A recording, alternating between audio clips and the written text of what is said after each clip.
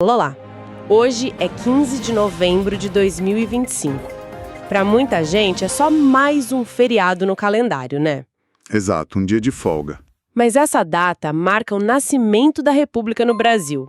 E a gente aprende na escola aquela imagem, sabe? Do Deodoro da Fonseca a cavalo, o povo em delírio. Mas e se não foi bem assim? Bem-vindas e bem-vindos a mais uma análise do Mergulho Profundo.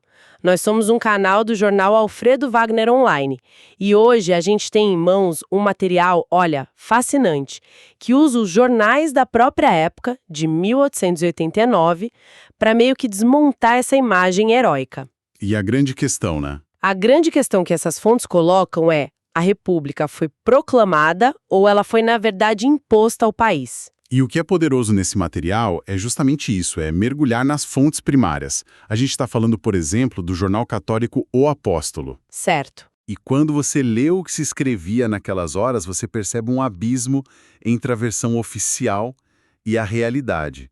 A imagem que surge não é de uma revolução do povo, mas de um movimento de cúpula rápido, confuso, que pegou todo mundo de surpresa. Ok, vamos começar por aí, por essa surpresa.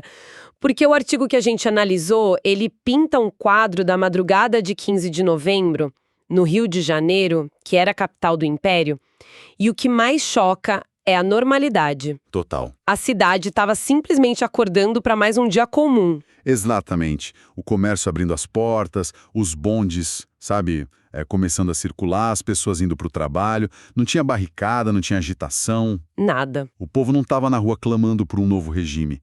Era uma manhã quente e, assim, na superfície totalmente rotineira.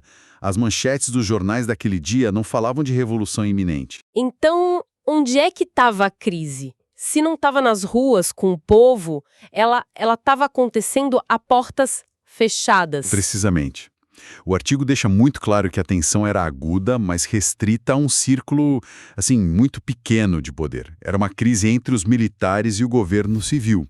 Especificamente o gabinete do primeiro-ministro, Visconde de Ouro Preto. Ah, sim. E essa tensão não era boba, ela vinha se acumulando há anos. Os militares que saíram da Guerra do Paraguai se sentindo os salvadores da pátria, né? Com muito prestígio. Muito, mas eles acreditavam que não tinham o poder político correspondente.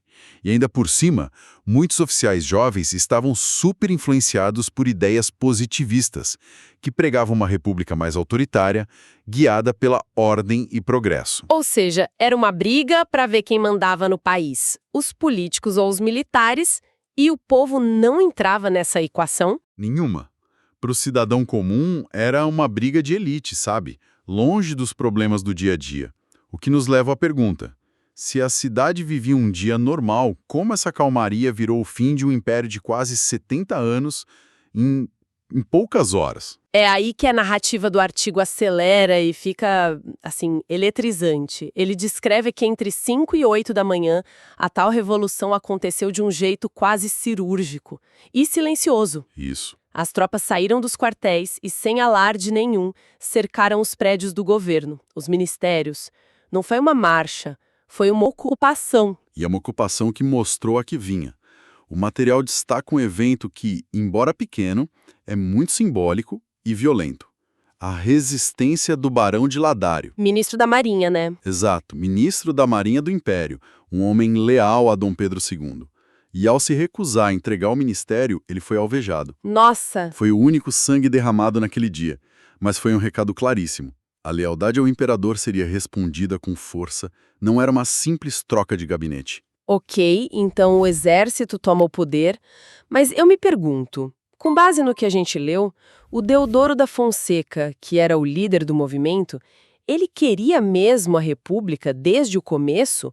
Ou ele foi, sei lá, levado pelas circunstâncias? Olha, essa é uma pergunta excelente. E as fontes sugerem que a situação era bem mais caótica do que a história oficial conta. O artigo menciona que o Deodoro era, na verdade, amigo pessoal do imperador. Ele era monarquista. Sério? Sim, ele hesitou muito. A princípio, o objetivo declarado era só derrubar o gabinete do Ouro Preto, que ele detestava. Era para ser mais uma quartelada, sabe? Para forçar uma mudança de governo, não de regime. O que mudou no meio do caminho, então? O que aconteceu foi uma espécie de golpe dentro do golpe. Nas horas seguintes, o Deodoro, já com poder nas mãos, foi intensamente pressionado por outras facções republicanas que pegaram carona no movimento dele. Entendi. De um lado, os militares positivistas, tipo Benjamin Constant, que tinham um projeto de nação autoritário. Do outro, a elite do café de São Paulo, que queria uma república federalista para ter mais autonomia. A república que nasceu ali, naquela tarde, foi o resultado de uma negociação tensa entre esses grupos. E o Deodoro foi convencido, ou empurrado, a assinar a certidão de nascimento de um regime que ele mesmo não tinha planejado. E isso se reflete no próprio documento da proclamação, não é? O artigo aponta umas contradições, assim, gritantes no texto. Sim, é quase um manifesto do improviso. O texto lido pelo Deodoro dissolve a Câmara dos Deputados em nome da liberdade. Certo. E acaba com a vitaliciedade do Senado em nome da ordem. É um documento que fala em nome do povo, mas que ignora completamente qualquer consulta popular. Não teve plebiscito, não teve debate, nada. A dinastia Bragança foi deposta por decreto. E enquanto isso tudo acontecia no Rio, onde estava o imperador? Dom Pedro II estava em Petrópolis. Ele recebeu as primeiras notícias por telegrama e no começo achou que era só mais uma crise militar para derrubar o ministério. Achou que ia contornar. Exato. Ele desceu para o Rio tentando entender a situação, negociar, mas quando chegou na capital, no meio da tarde, já era tarde demais. A República era um fato consumado. O poder não estava mais com ele. O que mais me impressionou na leitura foi a rapidez com que a narrativa dos vencedores se impôs. Como que os jornais que de manhã mostravam normalidade, de repente viraram a chave? Um exemplo clássico, de como a história é escrita pelos vitoriosos, em tempo real. O artigo aponta que já na tarde do dia 15 e no dia 16, os mesmos jornais passaram a reproduzir o discurso oficial republicano como uma naturalidade espantosa. Impressionante. A família imperial, em questão de horas, deixou de ser a liderança da nação para se tornar um grupo de pessoas sendo preparadas para o exílio, que aconteceu na madrugada seguinte. O autor cita uma frase de um jornalista da época, o Aristídeos Lobo, que é devastadora. Ele escreveu que o povo assistiu aquilo tudo bestializado. Bestializado é a palavra. Sem entender o que estava acontecendo, acreditando talvez ver uma parada militar. Essa frase resume tudo. É a alienação popular do processo. O Rio de Janeiro e o Brasil foi dormir monarquia e acordou república, sem que a maioria sequer soubesse o que essa mudança significava. Foi uma ruptura conduzida por uma pequena elite armada e legitimada por discursos elaborados às pressas. O país, como diz o autor, assistiu em silêncio. E essa origem turbulenta, essa falta de participação, não é tratada no artigo como um mero detalhe histórico, O ponto mais forte do material é a tese de que o Brasil nunca superou o que poderia ser chamado de seu pecado original, político. Exato. A República não nasceu de um pacto social, de um desejo da nação, mas de um ato de insubordinação militar. O argumento do artigo é que, toda vez que a gente vê uma crise institucional grave no Brasil, estamos, de certa forma, revivendo a mesma dinâmica de 1889. A tentação de uma solução de força. Isso. No lugar de uma solução negociada pela sociedade.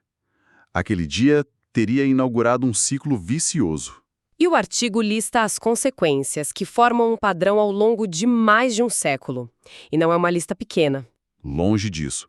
A fonte aponta para uma sucessão de ditaduras, quarteladas, deposições de presidentes, intervenções militares. Uma instabilidade institucional que virou crônica. A ideia de que as Forças Armadas são uma espécie de poder moderador, que pode intervir na política sempre que achar necessário, seria a herança mais direta e perigosa daquele 15 de novembro. A politização dos quartéis, que a gente vê ressurgir de tempos em tempos, não começou no século XX. Ela é a própria certidão de nascimento da República. Isso levanta uma questão sobre legitimidade, que o autor explora de um jeito bem provocador.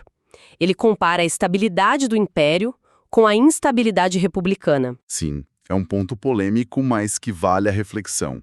O Império, com todos os seus defeitos imensos, como a escravidão, né? Claro, sem dúvida. Ele possuía uma estabilidade política notável. Foram quase 50 anos de governo de Dom Pedro II. O artigo argumenta que o novo regime, nascido de um golpe, nunca conseguiu replicar essa estabilidade ou construir uma legitimidade sólida em 135 anos. A sugestão é que regimes que nascem da ruptura e da força carregam as cicatrizes da sua origem por gerações. E isso se manifesta numa desconfiança permanente nas instituições. Resumindo, então, a análise que o nosso material de hoje nos traz, com base nos jornais da época, nos dá um retrato muito mais cru e menos heróico do 15 de novembro. Muito menos. Foi um evento marcado pelo improviso, pela ausência total de participação popular e por uma violência simbólica que definiu as regras do jogo dali para frente. O Brasil não escolheu ser uma república, ela foi imposta. Exatamente. E a reflexão final que o material nos deixa é profunda e um tanto pessimista, eu diria. A nação parece seguir, até hoje, tentando resolver um problema de legitimidade que começou antes mesmo de o sol nascer naquele dia. E isso nos leva a uma última provocação para quem nos ouve.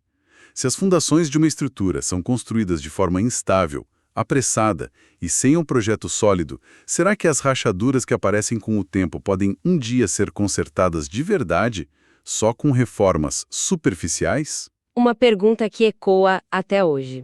Para mais análises como esta, que buscam ir além da superfície da história, siga o Mergulho Profundo Jornal Alfredo Wagner Online. Até a próxima!